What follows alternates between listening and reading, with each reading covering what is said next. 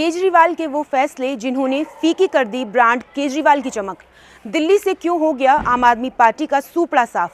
आइए इस वीडियो में देखते हैं आपकी हार के सबसे बड़े कारण। दिल्ली में लगातार 3 बार सत्ता संभालने वाली आम आदमी पार्टी को इस बार के विधानसभा चुनाव में हार का सामना करना पड़ा है। अन्ना आंदोलन से निकली आम आदमी पार्टी चुनावी राजनीति में एंट्री के साथ ही 2013 में दिल्ली की सत्ता पर काबिज हो गई थी। इसके बाद 2015 में ऐतिहासिक 67 सीटें और 2020 में 62 सीटें जीतकर लगातार दिल्ली में ब्रांड केजरीवाल मजबूत होता गया। पार्टी संयोजक अरविंद केजरीवाल ने खुद को कट्टर ईमानदार नेता के तौर पर प्रोजेक्ट किया और यह दाव कारगर भी रहा।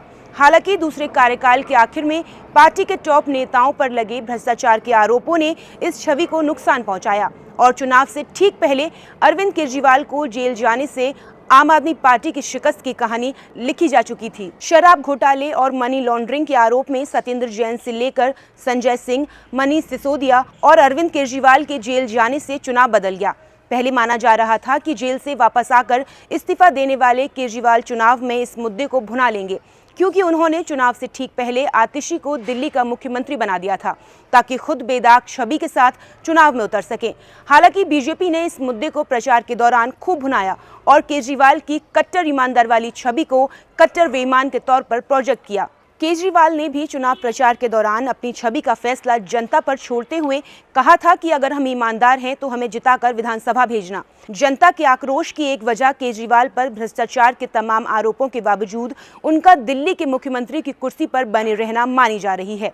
केजरीवाल ने 150 से ज्यादा दिन जेल में गुजारने के बाद भी सीएम पद से इस्तीफा नहीं दिया और जब इस्तीफा दिया तब भी अगले चुनाव में सीएम पद के लिए अपना नाम खुद तय कर दिया था। मुख्यमंत्री पद छोड़ने का ऐलान करते हुए उन्होंने आतिशी को चुनाव से ठीक पहले सीएम बनाया और आतिशी भी लगातार खुद को अस्थायी सीएम कहती रहीं ताकि कुर्सी पर केजरीवाल की दावेदारी मजबूत रहे। नेताओं पर भ्रष्टाचार के आरोप और जेल के अलावा भी दिल्ली में शराब बिक्री के मुद्दे ने जनता के बीच बड़ा असर किया। खासकर महिलाओं में शराब की दुकानों को लेकर आक्रोश दिखा।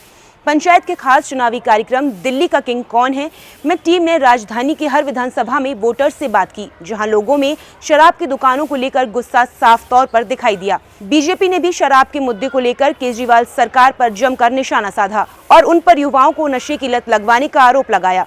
इस मुद्दे ने भी चुनाव में केजरीवाल की छवि को नुकसान पहुंचाने का काम किया। इसके अलावा यमुना की सफाई दिल्ली में बड़ा चुनावी मुद्दा बनी।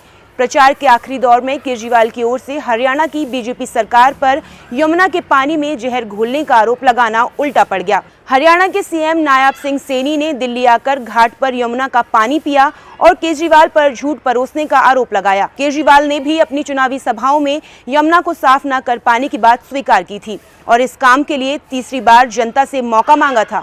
लेकिन जो काम केजरीवाल सरकार पिछले 2 कार्यकाल में नहीं कर पाई, उसे तीसरी बार में कर लेगी, इसे लेकर वोटर्स के बीच शंका थी और ये बात भी लोगों ने कैमरे पर आकर कही।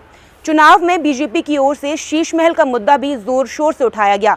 पार्टी का आरोप था कि जब दिल्ली की जनता कोरोना की जानलेवा लहर झेल रही थी, तब दिल्ली के मुख्यमंत्री अरविंद केजरीवाल अपने सरकारी आवास में करोड़ों के पर्दे लगवा रहे थे। शीश महल के मुद्दे ने केजरीवाल की आम आदमी वाली इमेज को नुकसान पहुंचाया और बीजेपी ने भी चुनाव के दौरान लगातार जनता के बीच इस मुद्दे को खूब उठाया। यहाँ तक कि प्रधानमंत्री नरेंद्र मोदी ने भी चुनाव से एक दिन पहले ही संसद में बोलते हुए बगैर नाम लिए कहा था कि आजकल कुछ नेताओं का फोकस घरों में जकूजी और स्टाइलिश शावर बनवाने पर है, लेकिन हमारा फोकस हर घर जल पहुंचाने पर है। स्वाति मालीवाल और कैलाश गहलोत जैसे केजरीवाल के पुराने साथियों का बागी होना भी पार्टी के लिए चुनाव में मुश्किल का सबब बना। पार्टी के कुछ विधायकों ने तो चुनाव से ठीक पहले बीजेपी का दामन थाम लिया और आम आदमी पार्टी को नुकसान पहुंचाया। आंदोलन के दौरान के साथ ही प्रशांत भूषण से लेकर कुमार विश्वास और योगेंद्र यादव का पार्टी से अलग होना भी केजरीवाल की कार्यशैली पर सवाल उठाता है। कुमार विश्वास ने भी चुनाव नतीजों पर बोलते हुए कहा कि केजरीवाल ने करोड़ों कार्यकर्ताओं के सपनों को अपनी निजी महत्वाकांक्षाओं को पूरा करने के लिए कुचला है। केजरीवाल को सत्ता विरोधी लहर के अलावा इन सभी मुद्दों की वजह से भी हार का सामना करना पड़ा। जनता में आम आदमी पार्टी को लेकर आक्रोश का आलम ऐसा था कि बीजेपी के प्रवेश वर्मा ने नई दिल्ली विधानसभा सीट से अरविंद केजरीवाल को करीब 4000 वोटों से हरा दिया। इसके अलावा जेल जाने वाले पूर्व मंत्री सत्येंद्र जैन और मनीष सिसोदिया भी अपनी अपनी सीटों से चुनाव हार गए।